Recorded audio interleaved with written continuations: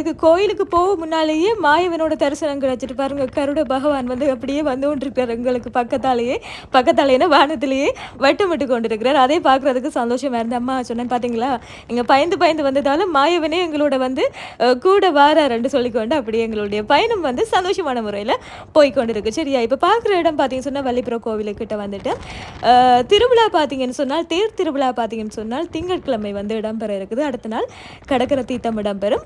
அப்படியே கதைச்சு கொண்டு மாயவன்கிட்ட வந்துட்டான் கிட்ட. சரியா, இப்போவே கடைகள் எல்லாம் போட்டு ஆயத்தமாகி கொண்டு இருக்கிறாங்க.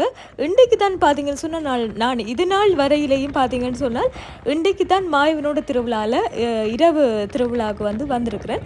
இன்றைக்கு பார்த்தீங்கன்னு சொன்னால் என்ன திருவிழா நடக்க போகுதுன்னு சொன்னால் கம்சன் திருவிழா அப்படின்னு சொல்லக்கூடிய ஒரு திருவிழா தான் நடக்க போகுது. சரி பார்த்துட்டு வருவோம்ட்டு வந்தாச்சு. அப்படியே பார்த்தீங்கன்னு சொன்னால் பிள்ளையரப்பாவையும் போய் கும்பிட்டுட்டு இப்போ வந்து மாயவனோட